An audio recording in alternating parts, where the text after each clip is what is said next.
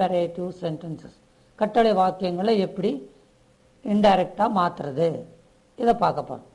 While changing the imperative sentences into indirect speech, the following rules should be observed. சில விதிகளை அனுசரிக்க போகிறோம். என்னங்க ஃபர்ஸ்ட் விதி என்ன பாருங்க. The reporting verb said is changed into ordered, commanded, requested, advised, proposed, etc. அதாவதுங்க கட்டளை வாக்கியத்தில் டைரக்டில் செட்னு தாங்க கொடுப்பாங்க. நீங்கள் அந்த வாக்கியத்தினுடைய அர்த்தத்தை புரிஞ்சுக்கிட்டு ஆர்டர் போடலாம், கமாண்டட் போடலாம். ரெண்டு ஒன்று தானேங்க. ஆர்டர்னாலும் சரி கமாண்டட்னாலும் சரி ஒன்று தான். ரெண்டுலேயே ஏதாவது ஒன்று போடுங்க. ஆனால் சில இடத்துல ரிக்வெஸ்டட் போட வேண்டியிருக்கும். சில இடத்துல புத்திமதி சொல்கிற வாக்கியமாக இருந்தால் அட்வைஸ்டுன்னு போடணும். சில இடத்துல ப்ரொப்போஸ்டு, அதாவது அவர்களே துவக்கி வைத்தார்கள் என்ற அர்த்தத்தில் வரும் பொழுது ப்ரப்போஸ்டு எட்ஸெட்ரா. அடுத்தது ரெண்டாவது கண்டிஷன் பாருங்கள். The verb of reported speech is changed into an infinitive. அதாவதுங்க ரிப்போர்ட்டட் ஸ்பீச்சில் எந்த வினைச்சொல் வந்திருக்கோ அது இன்ஃபினிட்டிவ். இன்ஃபினிட்டிவ் என்னென்ன? டு ஓட சேர்ந்து ஒரு வெர்பை போட்டால் infinitive. To go, to come, to read, to fight, to write, இதெல்லாம் இன்ஃபினிட்டிவ்னு அர்த்தம். இப்போ தேர்ட் கண்டிஷன் பாருங்கள். If the reported speech is negative, கொடுக்கப்பட்ட ரிப்போர்ட்டட் ஸ்பீச் வந்து நெகட்டிவாக இருந்தால் என்ன செய்வீங்க? The word not is placed before the to infinitive. அதாவது டூக்கு முன்னால் நாட் போடணும். Not to go, not to come, not to write, not to fight, not to stand up, not to sit down, இந்த மாதிரி. ஃபிஃப்த் கண்டிஷன் பாருங்க. Fourth condition பாருங்க. In case the sentence begins with letters. சில வாக்கியங்களுங்க லெட்டர்ஸ்ன்னே ஆரம்பிக்கும். The verb proposed or suggested followed by that or should is used. அதாவது letters என்று ஆரம்பிக்கப்பட்டிருந்தால் அப்போ இன்டர்டிஸ்பிளே எப்படி ஆரம்பிக்கணும்? தட் அல்லது ஷுட்னு போட்டு ஆரம்பிக்கணும். எப்படி பாருங்க. He said to me, please help me in settling the account. அப்பா இந்த அக்கௌண்ட்டை முடிக்கிறது கொஞ்சம் ஹெல்ப் பண்ணேன்ப்பா எனக்கு அப்படின்னு அப்போ ரிக்வஸ்ட் தானேங்க அது. அதனால் பாருங்கள் இன்டைரக்டாக பாருங்கள். He requested me. இந்த இடத்துல தாங்க இந்த டூ என்பது வரணும். ஏன்னா டூ என்பது ஒரு preposition, it's not a conjunction. அது கன்ஜங்ஷன் சொல்லிடக்கூடாது. நீங்கள் இந்த மெயின் வெர்புக்கு முன்னாடி டூ போடுறோம். ப்ளீஸ் எடுத்தாச்சு. இந்த ப்ளீஸை பார்த்தோன்னா நம்ம அங்கே என்ன போட்டோம்? ரெக்வஸ்டட் போட்டோம்.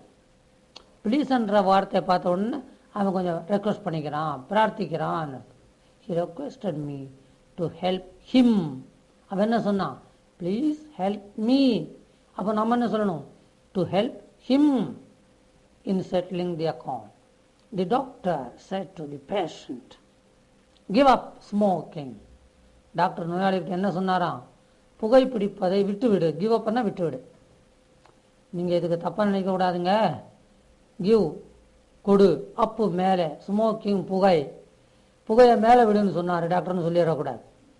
The doctor advised the patient. இந்த இடத்துல டாக்டர் அட்வைஸ் பண்ணுறாரு இல்லையா, அதனால் புத்திமதி சொல்லி காமிக்கிறார். அதனால் இங்கே ஆஸ்க்டு போடக்கூடாது, ரெக்வெஸ்டட் போடக்கூடாது, அட்வைஸ் பண்ணுறதுன்னு போட்டோம். அப்போ இந்த அட்வைஸ்னு நீங்கள் போட்டாலே நல்லா புரிஞ்சுக்கிட்டீங்கன்னு அர்த்தம். The doctor advise the patient to give up smoking. அப்போ இந்த கட்டளை வாக்கியத்துக்கு டூ ரொம்ப முக்கியம். To give up. இந்த டூ போடலைன்னு வச்சுக்கிறோங்க, இந்த வாக்கியத்துக்கு அர்த்தமே இல்லாமல் போயிடும். The commander said his men shoot at the prisoners. The commander commanded, ஆர்டர்டுன்னு போடலாம். Ordered his men to shoot. இந்த டூ வந்துருச்சு பார்த்தீங்களா? மெயின் வெர்புக்கு முன்னாடி டூ வந்தது. To shoot at the prisoners. அடுத்தது பாருங்க. I said to my master, sir pardon me this time. இதுக்கு என்ன அர்த்தம்? நான் என்னுடைய ஆசிரியரிடம் சொன்னேன், ஐயா இந்த தடவை என்னை மன்னித்து விடுங்கள். அப்போ பாருங்க, I begged my master. Said to என்பது பெக்டு, என்னன்னா மன்றாடுகிறேன்ற அர்த்தத்தில். Pardon me this time sir. அது பாருங்க, இந்த சார்ன்ற வார்த்தை வந்து கெஞ்சி கேட்குற மாதிரி இருக்குது. அதனால பெக்டு போட்டால் கரெக்டாக வருது. பெக்டுன்னா நீங்கள் பிச்சை கேட்டேன்னு அர்த்தம் நினைக்காதீங்க. அதாவது வினயமாக. வினயமாக என்னன்னா ஒபீடியன்ட்லின்னு அர்த்தம். I begged my master to pardon me that time. This time என்பது that time. Exclamatory sentences. அதாவது உணர்ச்சிகரமான வாக்கியங்கள், அது ஆச்சரியத்தகுந்த வாக்கியங்கள். While converting exclamatory into indirect speech, the following rules should be observed. Number 1. The reporting verb said is changed into exclaimed. அதாவதுங்க reported ஸ்பீச்சில் set கொடுத்துருப்பாங்க. நீங்கள் அதை இன்டைரக்டாக மாற்றும் பொழுது எப்படி சொல்லணுமா? எக்ஸ்கிளைம்டு ஆச்சரியப்பட்டான். எப்படி? வித் சாரோ வருத்தத்தோடு ஆச்சரியப்பட்டான். வித் ஜாய் சந்தோஷத்தோடு ஆச்சரியப்பட்டான். வித் ஃபியர் கவலையோடு பயத்தோடு ஆச்சரியப்பட்டான். வித் ஆங்கர் கோபத்தோடு ஆச்சரியப்பட்டான், எட்ஸெட்ரா. அப்புறம் பாருங்க, அப்ளாடட். அப்ளாடட்னா நீங்கள் தமிழே கேள்விப்பட்ட நல்லா அப்ளாஸ் பண்ணாங்கன்னுவாங்க, அதாவது கை தட்டினாங்கன்னு அர்த்தம். அப்புறம் ரெக்ரெட்டட் மனம் வருத்தல். கர்ஸ்டு சபித்தல். கிரேட் அவுட்னா அழுது விடுதல் அல்லது கத்தி பேசுதல்னு அர்த்தம். The conjunction that is use to introduce the reported speech. இதில் வந்துடுங்க, இந்த தட் என்ற கன்ஜங்ஷன் இதில் வந்துடும். அடுத்தது, the exclamatory is changed into assertive. ஆச்சரிய தகுந்த வாக்கியம் இருக்கு இல்லையா, ஆச்சரியகரமான வாக்கியங்கள் சாதாரண செய்தி வாக்கியங்களாக மாறுமா. Before converting into indirect speech, interjection and exclamation marks are omitted and sense conveyed by means of adverbs or adverbial phrases. அதாவதுங்க கடைசியில் கேள்விக்குறி ஆச்சரியக்குறி இதெல்லாம் எடுத்துடணும். ஓகே. அடுத்த condition, the sign of exclamation is replaced by a full stop. அப்போ ஆச்சரியக்குறி எடுத்து அப்படியே விட்டுறதா? இல்லை, ஆச்சரியக்குறி இருந்த இடத்துல ஒரு ஃபுல் ஸ்டாப் போட்டுருணும். இப்போ கொஞ்சம் எக்ஸாம்பிள் பார்ப்போமா? The child said, comma, quotation begins, hurrah, my mother has come, full stop, quotation. அதாவதுங்க குழந்தை அம்மாவை பார்க்கும்போதெல்லாம் சந்தோஷப்படுங்க. நாமெல்லாம் குழந்தையாக இருக்கும்போது ரொம்ப சந்தோஷப்படுவோம். ஆனால் வயசாக வயசாக கல்யாணம் ஆகி இவன் குழந்தையை பெற்றுட்டான்னா அம்மாவை பார்க்கும்போது எல்லா நேரமும் சந்தோஷப்படுறான். கொஞ்சம் சந்தோஷப்படுவான், கொஞ்சம் கவலைப்படுவான், கொஞ்சம் வருத்தப்படுவான் இல்லையா? அது அவங்களுடைய குடும்ப நிலை மனோநிலையை பொறுத்ததுங்க. ஆனால் ஒன்று மட்டும் மறக்கக்கூடாதுங்க. என்ன அர்த்தம்? என்ன அர்த்தம்? அம்மாவை வணங்காத உயிர் இல்லையே. ஏன்னா அம்மாவை என்னைக்குமே வணங்கணும் என்ற ஐடியாவில் சொல்லியிருக்கு. ஏன்? அம்மாவை வணங்காமல் உயர்வு இல்லையே. அப்போ நீங்கள் உயரணும்னா குடியிருந்த கோவில் அம்மாவை நினைக்கணும். அதனால தாங்க இந்த வாக்கியமே கொடுத்துருக்குறாங்க. This child said, hurrah, my mother has come. அம்மா வந்துட்டாங்க. எப்படி அந்த ஆன்னு சொல்கிறான் பாருங்க, ஹுரான்னு இங்கிலீஷ்காரன்னு சொல்லுவான். The child exclaimed with joy, சந்தோஷப்படணும் இல்லையா? தட். அப்போ எக்ஸ்கிளைம்டுன்ற வார்த்தை போட்டாச்சுன்னா தட் போடணும். His mother had come, my mother, his mother. Has என்பது ஹேடாக மாறிடுச்சு. ஓகே. தி மெர்ச்சன்ட் செட், வியாபாரி சொன்னா, அலாஸ் ஐ ஆம் அண்டன், ஐயோ நான் பறிபோனேன். அலாஸ்ன்னு எப்போ சொல்லுவோம்னா வருத்தமாக இருக்கும்போது தான் அலாஸ்ன்னு சொல்லுவோம். தி மெர்ச்சன்ட் எக்ஸ்கிளைம்டு வித் சாரோ. இப்போ அலாஸ் வரும்போதெல்லாம் வித் சாரோன்னு போட்டுருணும், வருத்தத்தோடு நடக்கும். That he was Anton, indirect. He set, what a terrible storm it is. என்ன பயங்கரமான புயலப்பா இது. இப்போ நீங்கள் இது எப்படி அணுகுறீங்க? he exclaimed with fear போடலாம் இல்லையா? அப்போ டெரிபிள்னா பயங்கரம். இந்த இடத்துல நாம் வித் ஃபியர் போட்டால் தப்பு கிடையாது. வெறும் எக்ஸ்கிளைம் இங்கே கொடுத்துருக்கோம், ஆனால் நீங்கள் வித் ஃபியர் போட்டுக்கலாம். இப்போ போய் he exclaimed with joy போட முடியுமா? உங்களுக்கு புரியலைன்னு அர்த்தமாயிடும். ஆனால் he exclaimed with sorrowன்னா ஓரளவு சென்ஸ் இருக்குன்னு அர்த்தம். ஆனால் he exclaimed with fearன்னா உண்மையிலேயே நீங்கள் இந்த சென்டென்ஸ் புரிஞ்சு எழுதியிருக்கிறீங்கன்னு அர்த்தம். That it was a terrible storm, பயங்கரமான புயல். Okay. optative sentences. While changing optative sentences into indirect speech, the following rules should be observed. எப்படி பாருங்க, The reporting verb said is changed into wished or prayed, etc. இப்போ நீங்கள் புரிஞ்சிருப்பீங்க. என்ன sir புது வார்த்தை வந்திருக்கு? ஆப்டேட்டிவ், விஷ்டு அல்லது பிரேட். அதாவது நாம் பிறருடைய நலனுக்காக ப்ரே பண்ணாலோ ஏதாவது ஒன்றை கடவுளிடம் விரும்பினாலோ அந்த வாக்கியத்துக்கு இங்கிலீஷில் என்ன பேர் வச்சிருக்கிறாருன்னா ஆப்டேட்டிவ் சென்டென்ஸ்னு வச்சிருக்கோம். பார்ப்போமா? Second condition, the sentence becomes an assertive one and the sign of exclamation is replaced by a full stop. அதாவதுங்க அவன் சொல்லும்போது ஒரு பிரேயர் மாதிரி சொல்லுவான். ஆனால் நம்ம இன்டைரக்டில் எழுதும்போது அசர்டிவ் சென்டென்ஸ், சாதாரண வாக்கியம், செய்தி வாக்கியம், ஷரத்து வாக்கியம், ஸ்டேட்மெண்ட் மாதிரி எழுதிடணும். அதே சமயத்தில் ஆச்சரியக்குறியெல்லாம் அகற்றி விட வேண்டும். மூணாவது கண்டிஷன் பாருங்க, conjunction that is used after reporting verb. அதாவது he said, she said, it saidக்கு அப்புறம் that போட்டுக்கணும். இந்த that என்பது கன்ஜங்ஷன். ஃபார் எக்ஸாம்பிள் இப்போ சில உதாரணங்கள்லாம் பார்ப்போம். The old man said to her, may you live long. எப்படி பாருங்க, அந்த வயசான மனுஷன் அவளை பார்த்து சொன்னானா நீ நீண்ட காலம் வாழ வேண்டும்னு. அது ஒரு பிரேயர் தானங்க. அப்போ அவர் என்ன செஞ்சிருக்கிறார்? நம்ம இன்டைரக்டில் மாற்றும் போது பாருங்கள், the old man prayed that. இந்த தட் என்பது conjunction. The old man prayed that she might live long. May என்பது மைட்டாக இருக்கு.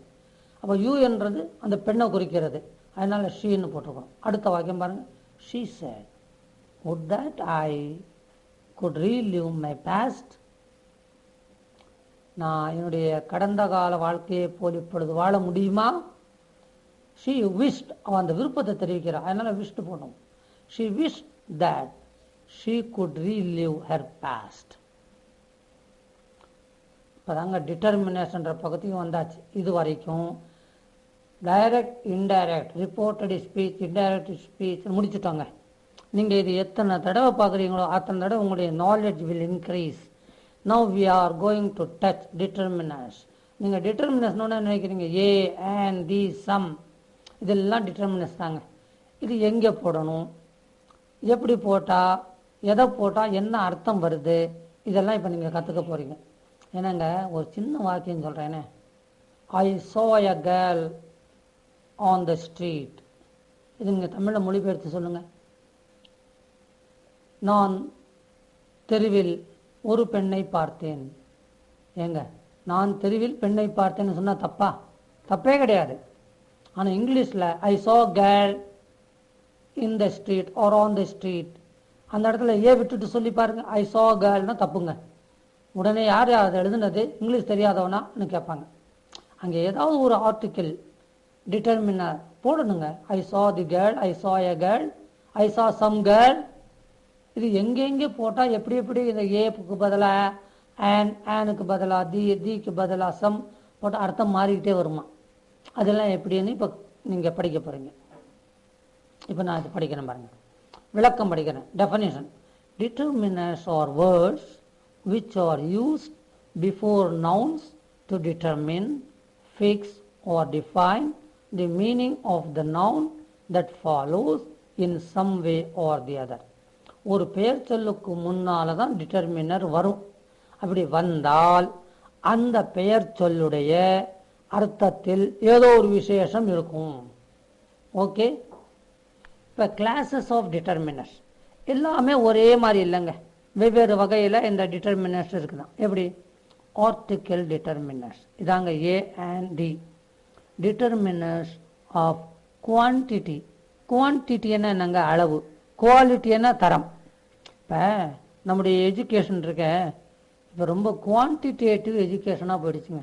ஒரு வகுப்பில் 60 பேர் 70 பேர், ஏங்க சில கிளாஸில் 6ஆம் கிளாஸில் போய் பார்த்தீங்கன்னா 110 பேர் இருக்கிறாங்க. இங்கிலீஷ் மீடியத்தில் வாத்தியார் அட்டெண்டன்ஸ் எடுக்கிறதுக்கே 1/2 மணி நேரம் ஆகிடும்.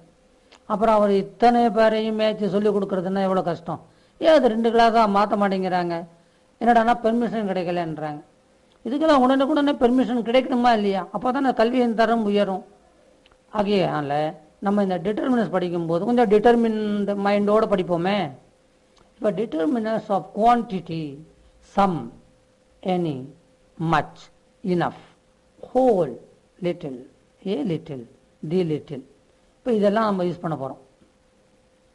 Determinants of numbers, both, all, some, several, a lot of, a, many, many a, few, the few. அடுத்தது determinants of distribution, either, neither, each, every, any. Demonstrative determinants, such, this, that, these, those. Or interrogative determinants, whose, what, which.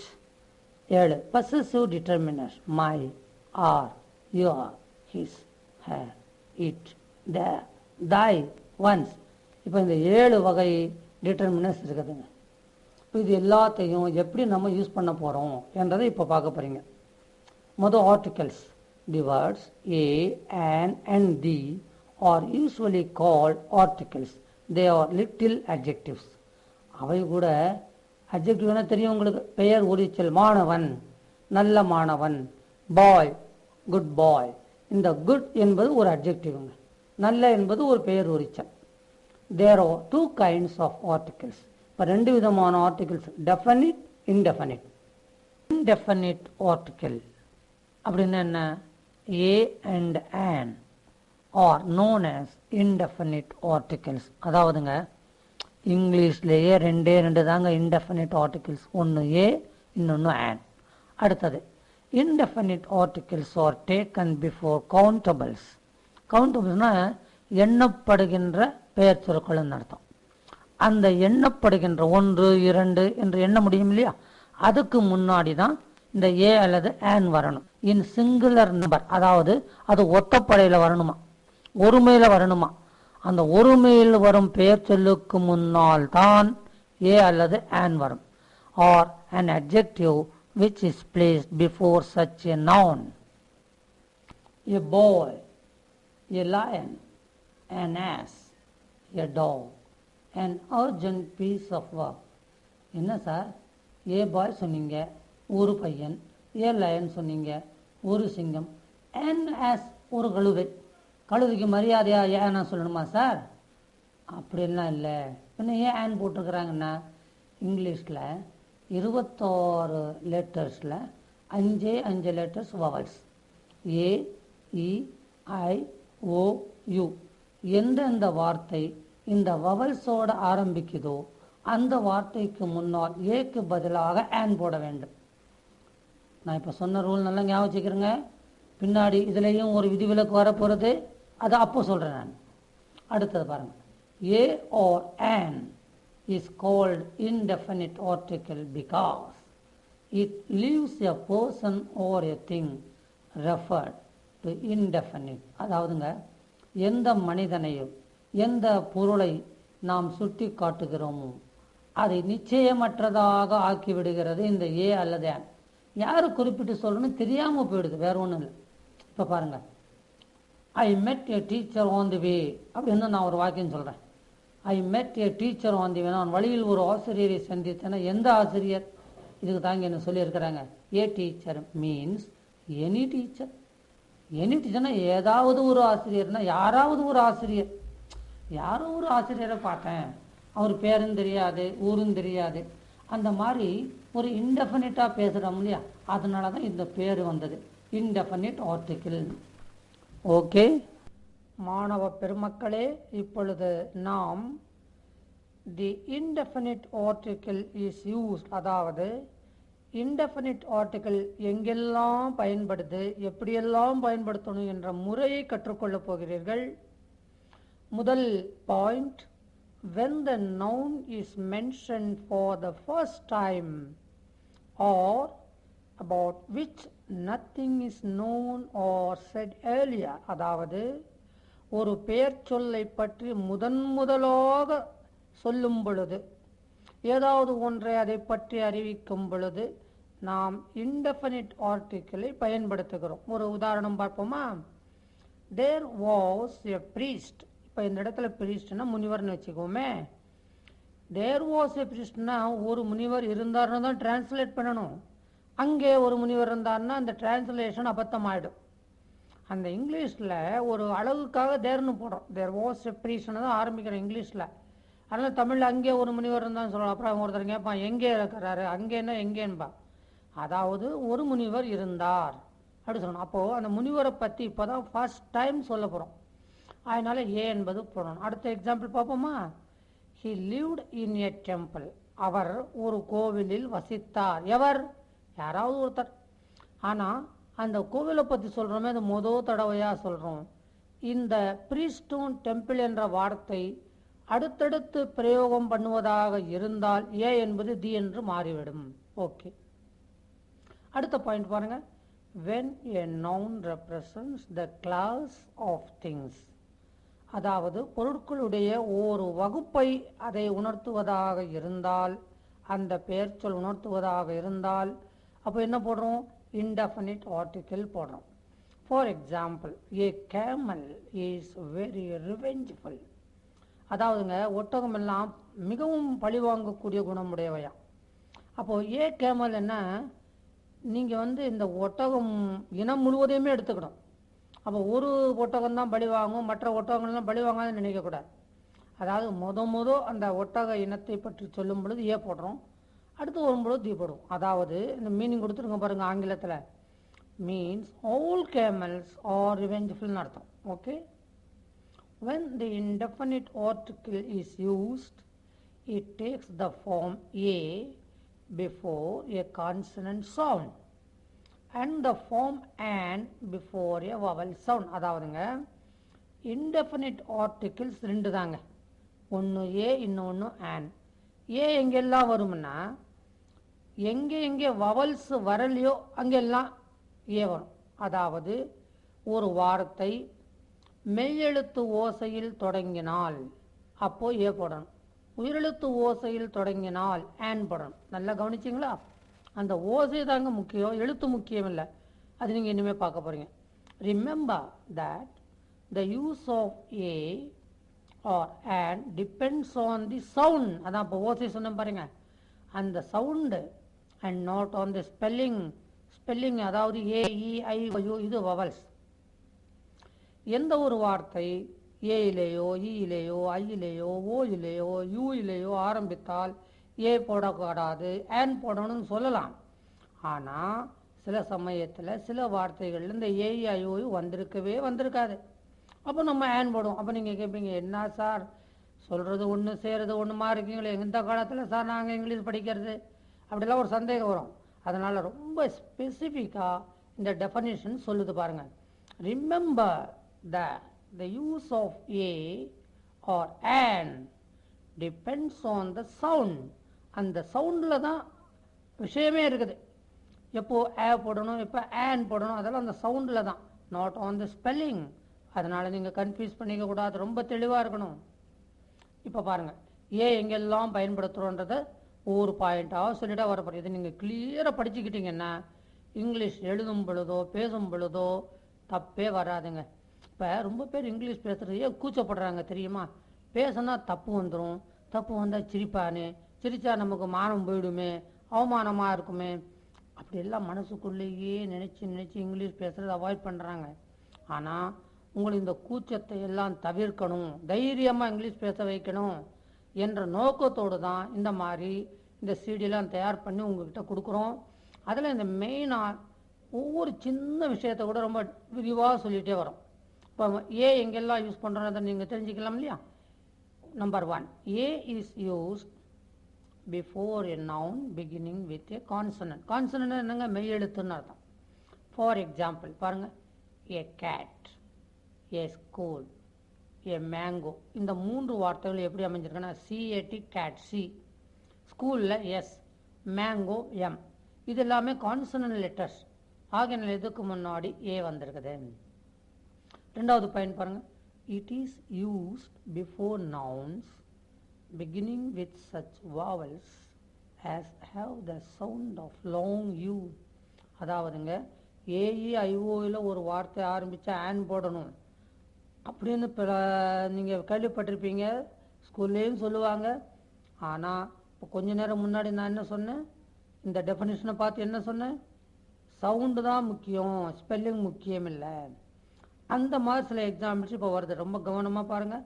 For example, A European. இப்போ உங்களுக்கு doubt வருது, sir AEIOU வந்தால் ஏ போடணும் இல்லையா?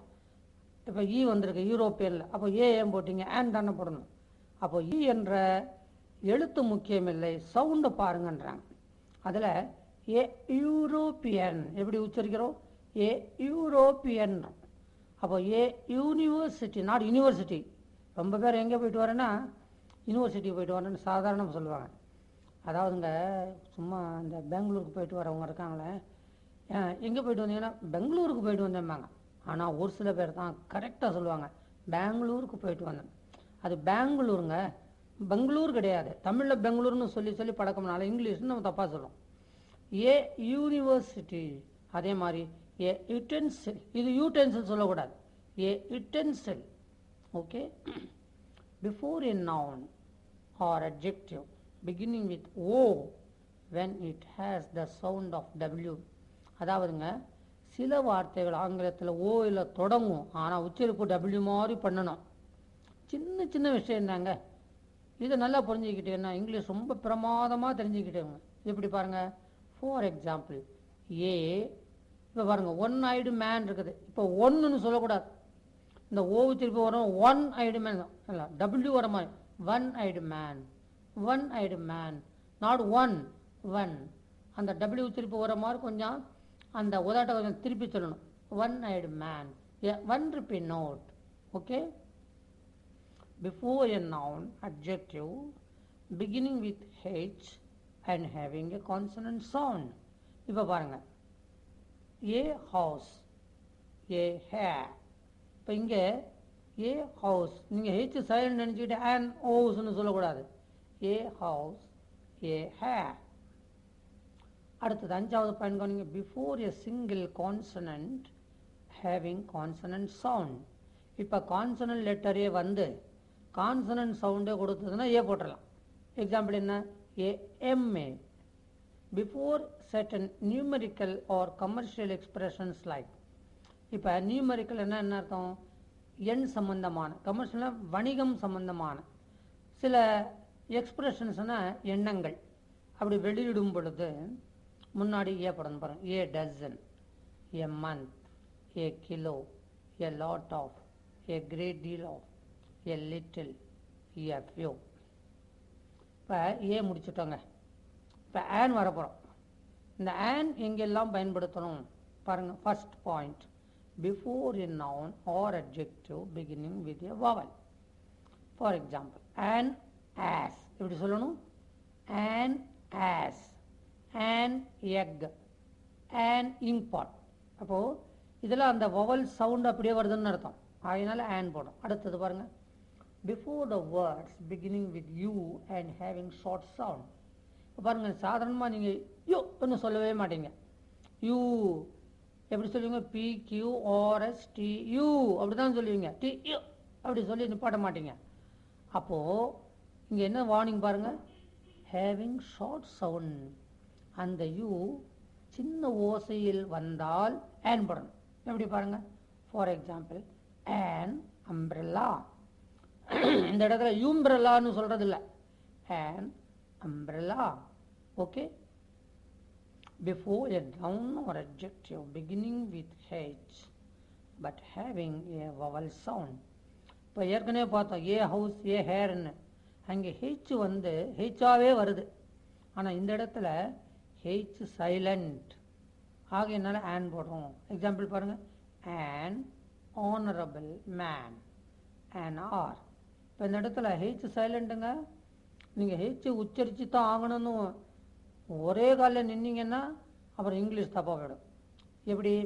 And honourable man and hour. அப்படின்னா பயந்துருவான் இங்கிலீஷ்காரன், அப்புறம் இங்கிலீஷை படிக்க முடியாது. அதனால் எப்படி சொல்லணும்? And honourable man and hour. அடுத்தது பாருங்கள், before single letters having the vowel sound. சின்ன சின்ன லெட்டர், அதாவது சிங்கிள் தனித்தனியாக வருகின்ற எழுத்துக்கள், அதுக்கு முன்னாடி ஆன் போடுறோம். ஏன்? அந்த லெட்டர்ஸ் வருது பாருங்கள், அதெல்லாம் வவல் சவுண்டில் தொடங்கணும். எப்படி பாருங்கள்? And MLA and SSC. Okay. Various meanings of a and an. அதாவதுங்க ஏ அண்ட் என்பதுக்கு உங்களுக்கு எல்லோருக்கும் தெரிஞ்ச அர்த்தம் என்ன தன்னும் ஒன்று என்ற அர்த்தத்தில். ஆனால் இதில் பல அர்த்தங்கள் அடங்கி இருக்குது. அந்த அர்த்தங்கள் ஒன்று ஒன்றா பார்ப்போமா? பாருங்கள். முதல் தி சேம், ஒரே மாதிரின்னு அர்த்தம். Two of a trade seldom agree.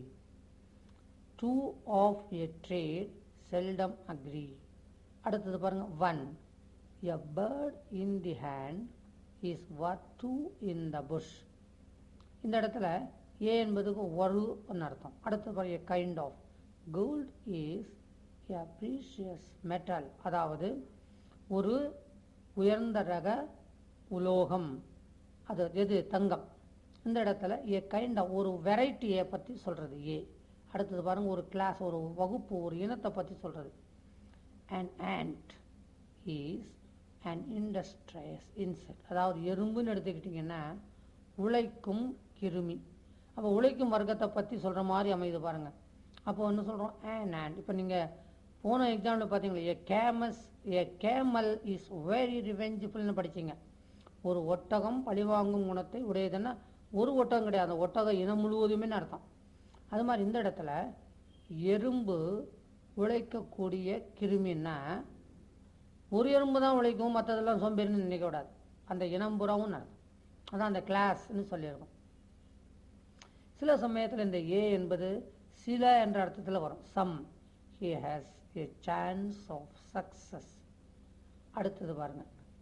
a species, அதாவது ஒரு வகை குறிக்கும். a horse is a useful animal. இந்த இடத்துல யூஸ்ஃபுல் என்றதில் யூ வருது பார்த்தீங்களா, அதுக்கு முன்னாடி ஏ போடுறோம். ஆனால் இந்த இடத்துல யூ ஏஇஐஓயு யூ சவுண்டு கிடையாது, வேறு மாதிரி வவல் சவுண்டு இல்லாமல் கான்சனன்ட் சவுண்டில் யூஸ் பண்ணுறோம். இந்த சமயத்தில் நான் ஒன்று சொல்லிக்கொள்ள விரும்புகிறேன். உங்களுக்கு இன்னும் பிரமாதமாக ப்ரொனன்சியேஷன் பண்ணணுன்ற ஆசை இருந்தால் இங்கிலீஷில் ப்ரொனன்சியேஷன் டிக்ஷனரின்னு தனியாகவே விற்கிறாங்க. அது நீங்கள் வாங்கினீங்கன்னா ஒவ்வொரு இந்த ஃபனட்டிக்ஸ் அடிப்படையில் அங்கே ஒவ்வொரு வார்த்தைக்கு எப்படி உச்சரிக்கிறதுன்னு போட்டிருப்பாங்க. அதை நீங்கள் டெஃபினட்டாக வாங்கி படிங்க, இன்னும் ரொம்ப அற்புதமாக உச்சரிப்பீங்க. அடுத்தது பாருங்கள். As certain there lived a poor man in the village. அதாவது ஏ புவர் மேன்னா ஒரு ஏழை இந்தி வில்லேஜ் கிராமத்தில் வசித்தான். அப்போ எஸ் சர்டன் ஒரு குறிப்பிட்ட என்ன அர்த்தம் இந்த இடத்துல. அப்போ ஏ புவர்னா ஒரு குறிப்பிட்ட ஏழை, அவனை பற்றி தான் இப்போ கதை சொல்ல போகிறோம். ஆக இந்த அர்த்தத்துலையும் ஏ வரும்னு சொல்லியிருக்கிறாங்க. இப்போ indefinite article is not used, இதாங்க ரொம்ப முக்கியம்.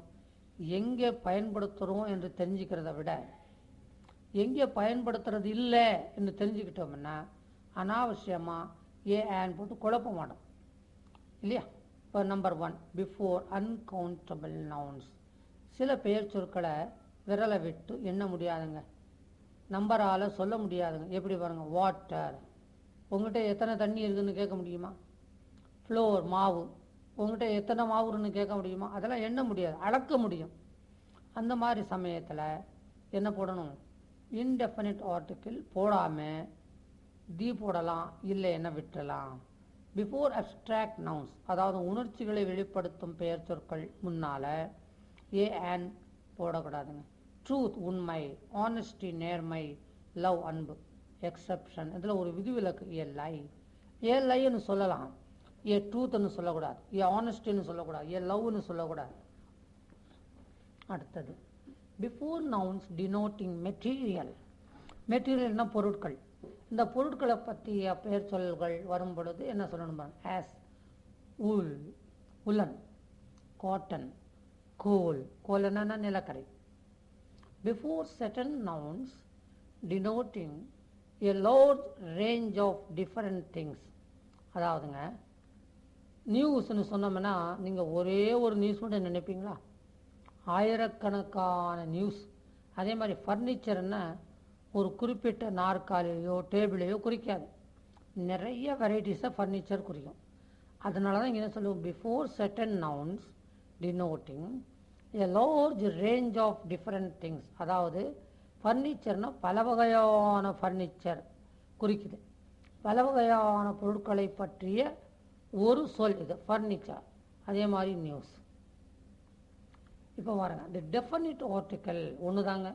தி is used before a person or thing already known. இப்போ நீங்கள் ஒரு வார்த்தைக்கு முன்னாடி, ஒரு பெயர் சொல்லுக்கு முன்னாடி தி போட்டாச்சுன்னா அந்த பெயர் சொல்லை பற்றி ஏற்கனவே உங்களுக்கு தெரிஞ்சிருக்குன்னு அர்த்தம்.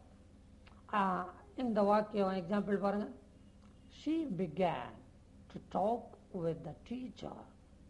இந்த இடத்துல அவள் ஆசிரியரோடு பேசத் தொடங்கினாள் அப்படின்னு அர்த்தம். எந்த ஆசிரியர்? அவளுக்கு ஏற்கனவே அறிமுகமான ஆசிரியர். எப்படி தெரிஞ்சுக்கிறது? தி டீச்சர். இப்போ தி இல்லாமல் ஏன் போட்டோம் என்னன்னு அர்த்தம்? ஏதோ ஒரு ஆசிரியர்கிட்ட அவள் பேச தொடங்கினாள். அந்த ஆசிரியர் அவளுக்கு அறிமுகம் இல்லைன்னு அர்த்தம்.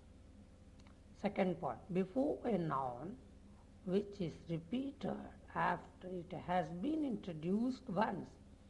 ஒரு தடவை ஒரு பெயர் சொல்ல ஏன்னு போட்டு அறிமுகப்படுத்தி அதை 2வது தடவையோ 3வது தடவையோ 4வது தடவையோ இன்னும் எக்கச்சக்கம் தடவை அதை பயன்படுத்தணும்னு நினைச்சிங்கன்னா தி தான் போடணும்.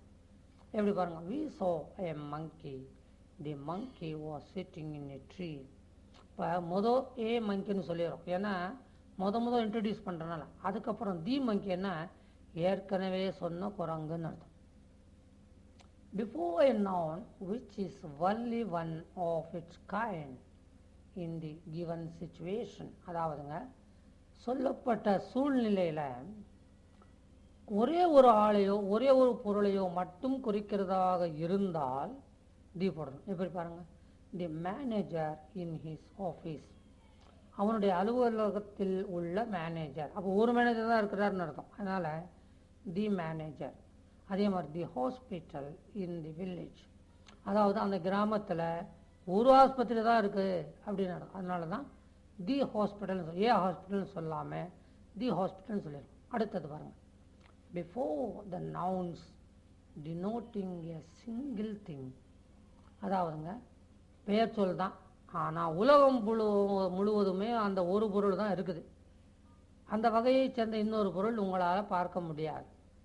ஃபார் எக்ஸாம்பிள், தி சன், சூரியன். எங்கள் உலகத்துக்கெல்லாம் ஒரு சூரியன் தானேங்க, ஆகையினால தி சன்னு சொல்லணும். அதே மாதிரி தி எர்த், பூமின்னா ஒரு பூமி தாங்க, அதனால தி எர்த். ஃபிஃப்த் பாயிண்ட் பாருங்க, before the names of the rivers, gulfs, mountain ranges, groups of islands, descriptive names of provinces or states, etc. அப்படி வச்சுக்கோமே. எக்ஸாம்பிள் பார்ப்போம். தி கேஞ்சஸ், இது நதியினுடைய பெயர். கேஞ்சஸ்னா என்னங்க, கங்கா. கங்கா நதிக்கு இங்கிலீஷில் கேஞ்சஸ்ன்னு பெயர் வச்சுருக்காங்க. தி பேசிபிக் ஓஷன், அதாவதுங்க பேசிபிக்னா அமைதியான அர்த்தங்க. அலை மற்ற கடல் எல்லாம் நிறைய சவுண்டை எழுப்புமா, ஆனால் அந்த பேசிபிக் ஓஷன் இருக்கு அமைதி இல்லாத கடலாம். தி ஹிமாலயாஸ், தி ஹிமாலயாஸ்ன்னு சொல்லணும், ஏ ஹிமாலயா சொல்லக்கூடாது. அதே மாதிரி the West Indies, the Punjab அப்படி சொல்லணும். Before the names of holy books and epics. இப்போ நம்முடைய மதத்தினுடைய பவித்திரமான புஸ்தகங்கள், அதே மாதிரி எபிக்ஸ்னால் புராணங்கள், அவங்க பொருட்களுக்கு முன்னால், அந்த புஸ்தகங்களுக்கு முன்னாடி தி தான் போடணும். எப்போ பேசினாலும் தி கூட தான் பேசணும். எப்படி பாருங்கள், ஃபார் எக்ஸாம்பிள் தி கீதா. நம்ம கேள்வி கேட்குறோம், உனக்கு பகவத்கீதை தெரியுமா?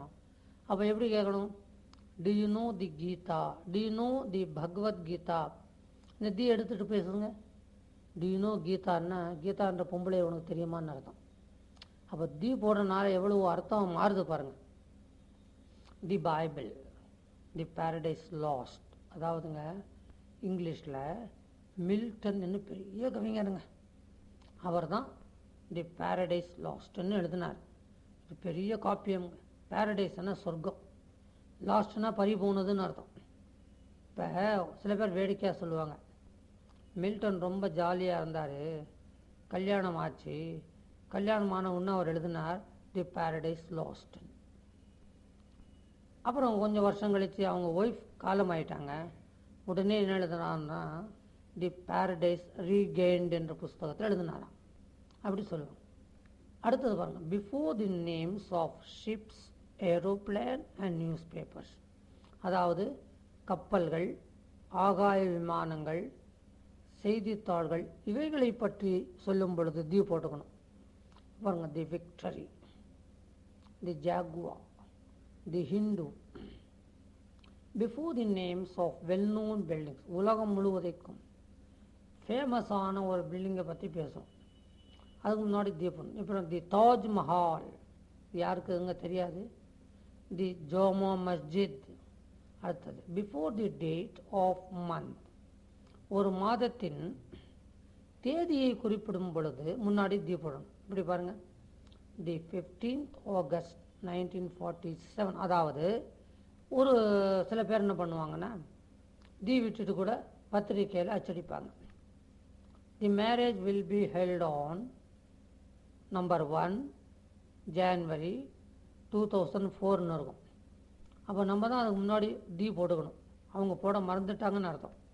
தி ஒன்றுன்னு சொல்லக்கூடாது, தி ஃபர்ஸ்ட். இந்த தி வந்த பிற்பாடு கார்டினல் நம்பர் சொல்லாமல் ஆர்டினல் நம்பரில் தான் சொல்லணும், அந்த ஆர்டர் படி வர்ற மாதிரி. அடுத்தது before the nouns that indicate a profession, அதாவது ஒரு தொழிலை குறிக்கின்ற பெயர் சொல் வரும் பொழுது தி போட்டுரும். எப்படி as he join the bar. அடுத்தது before the names of nationalities, அதாவது எந்த நாட்டை சேர்ந்தவன் என்று சொல்லும் பொழுது எப்படி பாருங்க, the Tamil, the French. Before a common noun in singular to a species or class, அதாவது ஒரு காமன் நவுனில் ஒரு பெயர் சொல், அதை சொன்னோம்னா அந்த இனம்புறாவையும் குறிக்கும். அப்படி சொல்லும் பொழுது தி போட்டுரும். தி கவ் இஸ் ஏ யூஸ்ஃபுல் அனிமல். இப்போ தி கவுனா அந்த பசு இனத்தை பூராவே நினச்சிக்கணும், ஒரே ஒரு பசுவை மட்டும் நினைக்கக்கூடாது. அதனால் தி போட்டாச்சு. அடுத்தது பிஃபோர் அன் அட்ஜெக்டிவ். அட்ஜெக்டிவ் என்ன? பெயர் உரிச்சொல். பெயர் உரிச்சொல்னா என்ன? அட்ஜெக்டிவ். அப்படியா சார்? அப்படிலாம் கிடையாது. அட்ஜெக்டிவ் என்ன? ஒரு பெயர் சொல்லின் சிறப்பை பற்றி சொல்லும் வார்த்தை. இப்போ மேன்னா மனிதன், ஹீ இஸ் எ மேன்னா அதில் என்னங்க ஒரு க்யூரியாசிட்டி இருக்குது, தெரிஞ்சுக்கணும்னு. சரி, அவன் ஒரு மனுஷன் இருந்துட்டு போட்டுமே. இல்லை, he is an intelligent man, அவன் ரொம்ப புத்திசாலி மனுஷன். He is a fool. அப்போ அவன் ஒரு முட்டாள்னா a fool, a foolish man என்ற அர்த்தத்தில். அதனால இந்த ஃபூலிஷ் என்ன, அப்புறம் இன்டெலிஜென்ட், பியூட்டிஃபுல், ஹேண்ட்ஸம், இப்படியெல்லாம் வர்ற அட்ஜெக்டிவ்க்கு முன்னாடி என்ன போடுறோம் பாருங்க, ஒரு டெஃபினட் ஆர்டிகல் போட்டுக்கணும், டியை போட்டுக்கணும். அடுத்தது பாருங்க, before the musical instruments as the drum, the sitar, before the adjective in the superlative degree. இங்கிலீஷில் 3 டிகிரி இருக்குதுங்க. முதல் பாசிட்டிவ் டிகிரி, ரெண்டாவதா கம்பேரேட்டிவ் டிகிரி, மூணாவதா சூப்பர்லேட்டிவ் டிகிரி. இது எதுக்கு இந்த டிகிரின்னு? அட்ஜெக்டிவ்காகத்தான் இந்த டிகிரி. இப்போ குட் என்ன நீங்கள் என்ன சொல்லுவீங்க? Better, best. Bad, worse, worst. Short, shorter, shortest. Big, bigger, biggest. Small, smaller, smallest அப்படின்னு சொல்லுவீங்க. ஆனால் சொல்லும்போது 2 வார்த்தை மாதிரி 2 ஓசையில் நிப்பாட்டி சொல்கிற மாதிரி வந்ததுன்னா அப்போ நீங்கள் இந்த இப்போ சொன்ன மாதிரி சொல்லக்கூடாது. எப்படி பாருங்கள், பியூட்டிஃபுல். இதுக்கு கம்பேரிட்டிவ் அண்ட் சூப்பர்லேட்டிவ் டிகிரி என்ன தெரியுமோ? மோர் பியூட்டிஃபுல், மோஸ்ட் பியூட்டிஃபுல். இந்த சூப்பர்லேட்டிவ் டிகிரியில் மோஸ்ட் வருது பாருங்கள், அதுக்கு முன்னாடி தி போடணும். மோஸ்ட் வந்தால் தான் தி போடணும்னு கிடையாது. பிக்கெஸ்ட்னு வந்தது அப்போ தி போடலாம். டாலஸ்ட்னு வந்தது தி போடணும். இப்போ இந்த எக்ஸாம்பிள்ஸ் பாருங்கள். Bacon was the wisest, the brightest and the meanest of all mankind. Before a noun which is specified or identified by a qualifying phrase or class. இப்போ ஒரு வாக்கியத்தில் ஒரு ஃப்ரேஸோ ஒரு கிளாஸோ வருது. அப்படி வரும் பொழுது அந்த பெயர் சொல்லை பற்றி விரிவாக சொல்லப்பட்டிருக்கிறதுன்னு அர்த்தம். எந்த பெயர் சொல்லை பற்றி ஏதாவது ஒரு ஃப்ரேஸ் அல்லது கிளாஸை பயன்படுத்தி சிறப்பைப்படுத்தி சொல்லுகின்றோமோ அப்போது அந்த பெயர் சொல்லுக்கு முன்னாடி பிஃபோர் எ நவுன் எது வரணும்? தி வரணும். ஓகே. த மேன், பார்த்தீங்களா? ஏ மேன் சொல்லக்கூடாது, தி மேன். இப்போ இந்த மனுஷன் யாருங்கன்னா ஹூ பிரிங்ஸ் ஆர் மில்க், எங்களுடைய பாலை கொண்டு வருகின்ற மனிதன் அர்த்தம். The van which brings our milk, எங்களுடைய பாலை கொண்டு வரும் வண்டி. The white van standing at the gate, வாசலில் நின்று கொண்டிருக்கும் வெள்ளை வாகனம். இந்த மூணுக்குமே பாருங்க தீதி முன்னால் போட்டுருவோம். அடுத்தது before ordinals first second third, அதாவது ஆர்டினல்ஸ் என்னன்னு சொல்றதுக்காக எக்ஸாம்பிள் கொடுத்துருக்குறாங்க. First second third fourth fifth இந்த மாதிரி வரும் பொழுது ஆர்டினல். அப்போ கார்டினல் என்ன 1 2 3 4 5 6 அப்படி சொன்னால் கார்டினல் நம்பர். இந்த ஆர்டினல் நம்பர் வரும் பொழுது முன்னாடி தி போட்டு தாகணும். And only used as adjectives and pronouns. இந்த ஆர்டினல் நம்பர் வருது பாருங்க, அது எதா பயன்படுத்தணுமா? ஒன்று அட்ஜெக்டிவாக பயன்படுத்தணும், அப்படி இல்லைன்னா ப்ரோனவுனாக பயன்படுத்தணும். அப்போ தான் இந்த தி போடுறோம். எக்ஸாம்பிள் பாருங்கள், I do not know the second girl. இந்த தி எடுத்துகிட்டு வாக்கியம் போட்டு பாருங்கள், I do not know second girl. ஏதோ விட்டு போன மாதிரி தோணுது இல்லையா? அதனால் தி போடுறது பெட்டர். அடுத்தது பாருங்கள், before a noun with emphasis, அதாவது அதை வலியுறுத்தி ஒரு பேர் சொல்ல வலியுறுத்தி சொல்லணும்னா அதுக்கு முன்னாடி தி போடணும். To give the force of a superlative as the verb is the word. The verb is the word, அதாவது வினைச்சொல் என்பது எந்த வார்த்தை, அந்த வார்த்தை அதை வலியுறுத்தி சொல்லணும். அந்த வெர்புன்றது என்னன்னு டெஃபினிட் பண்ண போகிறோம், டெஃபினிட்டாக சொல்ல போகிறோம், டிஃபைன் பண்ண போகிறோம். ஆகையினால அந்த வெர்புக்கு முன்னாடி தி வந்திருக்குது. அடுத்த டெஃபினிஷன் பார்த்துட்டு எக்ஸாம்பிள் பார்ப்போம். எப்படி பாருங்கள், as an adjective with comparatives, அதாவதுங்க positive degree, comparative degree, superlative டிகிரின்னு 3 பார்த்தோம் இல்லையா? அதில் இந்த ரெண்டாவதாக வர்றது கம்பேரேட்டிவ் டிகிரி. இங்கிலீஷ்லங்க வெர்பே இருக்காது, ஆனால் அந்த 2 தடவை கம்பேரேட்டிவ் டிகிரி யூஸ் பண்ணி வாக்கியம் அமைச்சிருப்பாங்க. அது ரொம்ப அற்புதமான ஒரு வாக்கியமாக தெரியும் உங்களுக்கு. இப்போ ஒருத்தர் வந்து என்னைக்கு மெட்ராஸுக்கு போவோம்னு கேட்பார். பதில் சொல்கிறவர் என்ன சொல்லுவார்னா, த சூனர் தி பெட்டர்னு சொல்லுவார். எவ்வளோ சீக்கிரமாக போகிறோமோ அவ்வளவு நல்லதுன்னு அர்த்தம். அப்போது எப்படி வாக்கியம் சொல்கிறாரு, த சூனர் தி பெட்டர். இதில் ஏதாவது வெர்பு இருக்குதாங்க? கிடையாது இல்லை. இந்த மாதிரி சில சமயத்தில் இங்கிலீஷில் அருமையான வாக்கியங்களாக அமைக்கிறாங்க.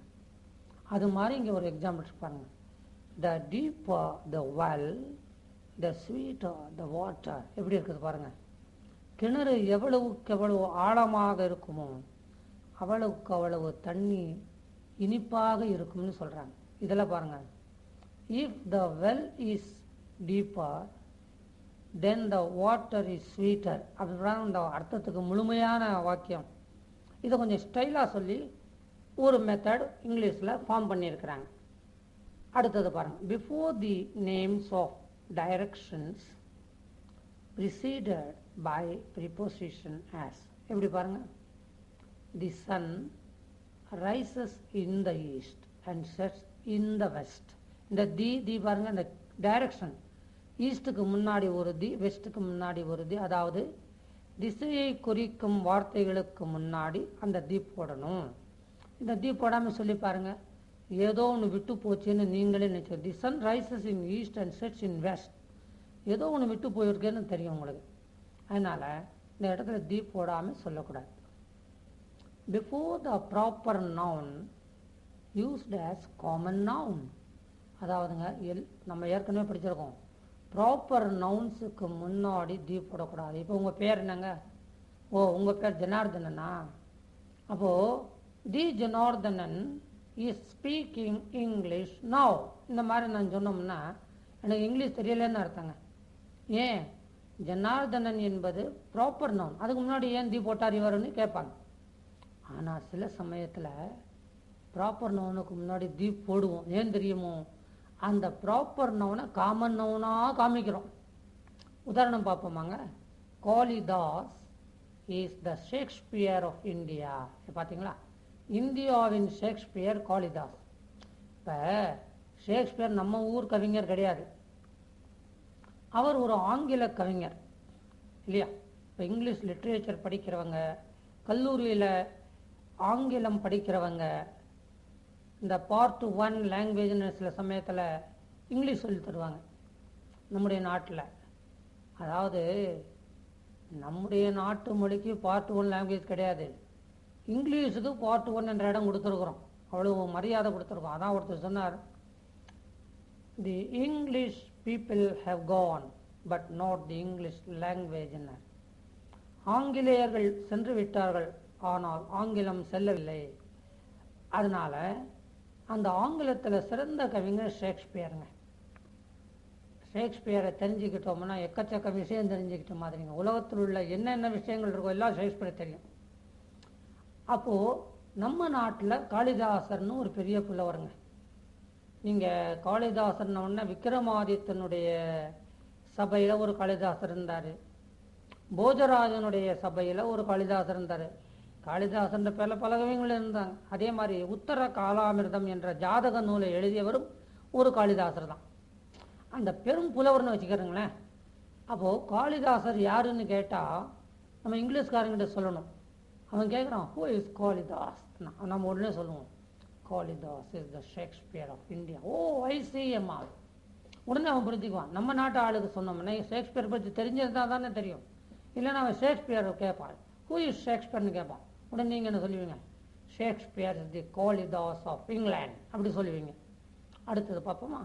Before a common noun in plural when it is particularized, அதாவது குறிப்பிட்டு சில பன்மை பெயர் சொற்களை பற்றி சொல்லும் பொழுது தி போடணும். அதாவது அது ஒரு காமன் நவுனாக இருக்கணும். எப்படி பாருங்க, தி ஹார்சஸ் ஆஃப் பெர்சியா, பெர்சியாவின் குதிரைகள். இந்த இடத்துல ஹார்சஸ் என்பது காமன் நவுன் தானே, குதிரைன்னா எத்தனையோ குதிரை இருக்குதுங்க. அது மாதிரி இந்த இடத்துல தி ஏன் போடுறோம், அந்த குதிரைகளுடைய சிறப்பை பற்றி சொல்ல போகிறோம்னு அர்த்தம். அதனால the horses of Persia. Before the names of season when particularised, அதாவதுங்க பருவ காலங்களை பற்றி சொல்லும் பொழுது ஏதாவது ஒரு பருவ காலத்தை பற்றி நம்ம குறிப்பிட்டு சொல்லணும்னு நினைச்சா தி போடணும். தி வின்டர் ஆஃப் கோடாய். கோடைனா கொடைக்கானல்னு அர்த்தங்க. அதாவதுங்க குளிர்காலத்தில் கொடைக்கானலேருந்து நீங்கள் பார்க்கணும். இப்போ நம்ம எல்லாரும் கொடைக்கானலுக்கு எப்போ போகிறோம், வெயில் காலத்தில் போகிறோம், ஜாலியாக சுற்றுறோம், குதிரை மேலே ஏறிக்கிறோம், லேக்கை சுற்றி வர்றோம், அங்கே தங்குறோம். காலங்காத்தால் ஒரு 5 மணிக்கு எந்திரிச்சு சுட சுட டீ சாப்பிட்டா எப்படி இருக்குன்னு தெரியுமா கொடைக்கானலில், ரொம்ப அருமையாக இருக்கும். ஆனால் குளிர்காலத்தில் நீங்கள் கொடைக்கானலில் போய் பாருங்கள், அப்படியே எலும்பெல்லாம் ஆடுற மாதிரி தெரியும். அதனால தான் குறிப்பிட்டு வின்டர்னு சொல்லியிருக்கிறோம். தி சம்மர் ஆஃப் தமிழ்நாடு, ஐயோ தமிழ்நாட்டின் கோடை காலம் வாட்டி எடுத்து தி சம்மர் ஆஃப் தமிழ்நாடுன்னு குறிப்பிட்டு சொல்லியிருக்கிறாங்க. அடுத்தது பார்ப்போமா. Before the nouns of a person when associated with qualifying attributes, அதாவதுங்க ஒரு பெயர் சொல், அது ப்ராப்பர் நவுன், அதனுடைய கேரக்டரையும் சொல்லிடும். அந்த ப்ராப்பர் நவுனுடைய கேரக்டர் என்னன்னு சொல்லிடும். அப்படி வரும் பொழுது அந்த கேரக்டர் என்பது ஒரு அட்ஜெக்டிவாக வரும். அந்த அட்ஜெக்டிவுக்கு முன்னாடி தி போடுறோங்க. தி ஃபேர் டெஸ்டிமோனா, இவன் ஒரு கதாநாயகி, ஷேக்ஸ்பியருடைய நாடகத்தில் வருகிற கதாநாயகி டெஸ்டிமோனா. எப்படிப்பட்ட டெஸ்டிமோனாவா, அழகே உருவான டெஸ்டிமோனா. அதனால தி ஃபேர் டெஸ்டிமோனா அப்படின்னு சொல்கிறோம். Before the names of a person made into plural to show all the members of the family as the Burkes, the Austins. அப்போனா ஆஸ்டின்ஸ்னா ஆஸ்டின் நகரத்தை சேர்ந்தவர்கள் அனைவரும் அர்த்தம். அதே மாதிரி before collective nouns which usually include total number of individuals of the collection. அதாவதுங்க இப்போ பாருங்கள், உதாரணத்தை பார்த்தா பாருங்க, தி ஆர்மி, தி பப்ளிக். ஆர்மின்னா ஒரு ஆளையாக குறிக்கும், பல வீரர்கள் அடங்கிய ஒரு குழு தானே ஆர்மி. அதே மாதிரி பப்ளிக்னா பொதுமக்கள், பொதுமக்கள்னு சொல்லியாச்சு, பப்ளிக்னு சொல்லியாச்சு. அப்போ ஒரு 2 பேரை பற்றி மட்டும் இல்லை, எண்ணில் அடங்காத ஜனங்களை பற்றி சொல்லும் பொழுது பப்ளிக்னு சொல்கிறோம். அதுக்கு முன்னாடி தி போட்டு சொல்லணும். இப்போ எத்தனாவது பாயிண்ட்ஸை பார்க்க போகிறோம் பாருங்கள், 28வது points, 28th point. Before the names of materials and terms for substances when restricted to on any or certain portion or to the material or substance of a particular place, அதாவதுங்க ஒரு குறிப்பிட்ட ஒரு இடத்தை பற்றியோ என்ன ஒரு குறிப்பிட்ட ஒரு பொருளை பற்றியோ ஒரு இடத்தில் உள்ள ஒரு குறிப்பிட்ட பொருளை பற்றியோ சொல்லும் பொழுது தி போட்டு சொன்னான் உடனே புரிஞ்சிடும் பேசுகிறவனுக்கு கேட்குறவனுக்கு. தி ரைஸ் ஆஃப் டாஞ்சூர். இப்போ தஞ்சாவூர் அது இங்கிலீஷில் டாஞ்சூர்னு சொல்லிடலாம். இங்கிலீஷ்காரனுக்குங்க நம்ம தமிழில் சொல்லி பார்த்தோம், அவனுக்கு வரல, அவனாக ஒரு பேரை கொடுத்தான், இவனை திருத்த முடியாதுன்னு சொல்லி நாங்கள் என்ன பண்ணோம், சரி அவன் சொல்கிற மாதிரியே இருக்கட்டும்னு நினச்சி ஸ்பெல்லிங் போட்டாச்சு. அதனால் தூத்துக்குடி சொன்னால் அவனால் சொல்ல முடியல. அவன் என்னமோ சொல்லி பார்த்தான் டிட்டிக்குறின்னுன்னான். சரி அப்போனா இருக்கட்டுங்கன்னு சொல்லி அதே ஸ்பெல்லிங் கொடுத்துட்டோம். இதுக்கெல்லாம் காரணம் கண்டுபிடிக்கும், அவனால் சொல்ல முடியல, அப்படியே வச்சுக்கிட்டோம். தி ரைஸ் ஆஃப் டாஞ்சூர். இந்த ரைஸே எப்படி சொல்லுவாங்கன்னா வேடிக்கையாக சொல்லுவாங்க. இந்த அவனுக்கு ரைஸ் சாப்பிட்டு பழக்கம் இல்லை இங்கிலீஷ்காரனுக்கு. அவன் எல்லாரும் இந்த சோறு சாப்பிடும்போது பார்த்தான். வாட் இஸ் திஸ்ன்னு கேட்டான். இவன் வந்து அந்த சோறு எப்படி உருவாகுது அந்த அரிசியை காட்டினான். என்னன்னு கேட்டான். அரிசி அரிசி அரிசின்னா. அவன் கொஞ்சம் அந்த உச்சரிக்க முடியாது இல்லையா இங்கிலீஷில் பாருங்கள், ஆண்ட் அப்படி தானே. அவன் நம்ம மாதிரி ஆண்ட்டுன்னு சொல்ல மாட்டான், ஆண்ட் அந்த மாதிரி. அவன் ஆர்சி ஆர்சி ஆர்சி இன்னும் சொல்லிகிட்டே இருந்தான். அப்புறம் ரைஸ்னா உடனே அந்த விட்டுட்டு ரைஸ்ன்னு வச்சுக்கிட்டோம். அதுலேயும் ஒரு சிறப்பு பாருங்கள், இங்கிலீஷ்லேயே இந்த வேர்ட் ஃப்ரேம் ஆனதுக்கு ஒரு காரணம். அதே சமயத்தில் இந்த ரைஸ் சாப்பிட்டா RIC சாப்பிட்டா RISC ஆகிடுங்க, RAISC ஆகிடுங்க. ஏன்னா இப்போ வண்டி ஓடணும்னா என்ன வேணும், பெட்ரோல் ஊற்றினா தான் அந்த என்ஜின் ஒர்க் பண்ணும், ஓடும். அது மாதிரி நம்ம வகுத்தில் ஏதாவது கூட தாங்க உயர்ந்து ஏதாவது நின்று காரியம் பண்ண முடியும். அது மாதிரி rice it means it gives rice அர்த்தம். அது மாதிரி the rice of Tanjore, the bread on the table. என்னங்க எந்த ரொட்டியை பற்றி சொல்கிறீங்கன்னா அந்த மேஜை மேலே இருக்குல்லப்பா அந்த ரொட்டிப்பா, நீங்கள் அலமாரில் இருக்கிற ரொட்டி இல்லைப்பா. அப்போ குறிப்பிட்டு அந்த ரொட்டியை சொல்கிறதுக்காக என்ன சொல்கிறோம், தி பிரெட் ஆன் தி டேபிள். அந்த இடத்துல தி வந்தனால என்ன அர்த்தம்னா குறிப்பிட்ட அந்த டேபிள் மேலே இருக்கிற ரொட்டின்னு அர்த்தம். Before certain words that show possessive case. பொசசிவ்னா என்னங்க உடைய என்ற அர்த்தத்தில். he hit me on the head. இப்போ he hit me on my headன்னு சொல்ல வேண்டிய அவசியம் இல்லைங்க. மை வந்து அந்த வாக்கியம் அசிங்கமாக தெரியும். அதனால் இந்த மையை அவாய்ட் பண்ணிவிட்டு தி போட்டா என்னுடைய என்ற அர்த்தத்தில் தாங்க வருது. அந்த பொசசிவ் கேஸ் என்ற அர்த்தத்தில் தான் வருதுங்க. அதனால தான் he hit me on the head. Before the titles of honor or rank as. அதாவதுங்க ஒருத்தருக்கு ஒரு மரியாதையோ ஒரு பட்டமோ கொடுக்கணும். அப்போ அந்த இதுக்கு முன்னாடி அந்த பட்டத்துக்கு முன்னாடி அந்த ரேங்க்குக்கு முன்னாடி தி போடலாம். எப்படி பாருங்கள், தி ஆனரபிள் பிரைம் மினிஸ்டர் அப்படின்னா இந்த ஆனரபிள் எங்கெங்கே வந்து பிரைம் மினிஸ்டர் அல்லது செக்ரட்டரி பிரசிடென்ட்னு சொல்கிறோமோ அவங்க எல்லாம் கௌரவமானவர்கள்னு அர்த்தம். கௌரவமானவர்கள் என்னென்னங்க, பணம் வாங்கிக்கலன்னு அர்த்தம். பணம் வாங்காமல் யார் ஒருவர் தொண்டு செய்கிறார்களோ அவர்களுடைய பெயருக்கு அவருடைய பதவிக்கு முன்னாடி ஆனரபிள் என்ற வார்த்தை வருதுங்க ஆங்கிலத்தில். Before proper nouns preceded by defining adjectives. எப்படி பாருங்க, தி லேட் எட்வர்ட் தி செவன்த். என்னோட நல்லா கவனிங்க, நான் இந்த வாக்கியத்தில் இந்த ஃப்ரேஸில் ஒரு தடவை தாங்க தி தெரியுது, ஆனால் நான் 2 தடவை தி யூஸ் பண்ணியிருக்கேன். கவனிச்சிங்களா? த லேட் எட்வர்ட் தி செவன்த்னு சொல்லியிருக்கேன். ஏன் தெரியுமோ, லேட் என்ன காலமானன்னு அர்த்தம். இப்போ அந்த எட்வர்ட் தி செவன்த், 7ஆம் எட்வர்ட் இப்போ அந்த மன்னர் இருக்கிறாரா? இல்லை.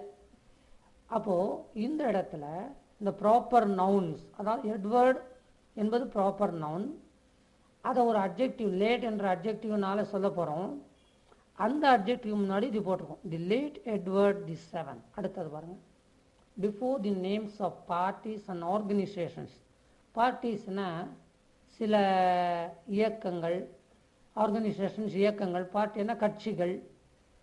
இதுக்கு முன்னாடி தி போடணும். இப்படி பாருங்கள், the Christian, the Hindu, the BJP, the Congress, the DMK, the ADMK, இந்த மாதிரி அந்த கட்சி பெயருக்கு முன்னாடி தி போடணும். Before workshops, railways, factories, banks, etc. Yes, எப்படி பாருங்க.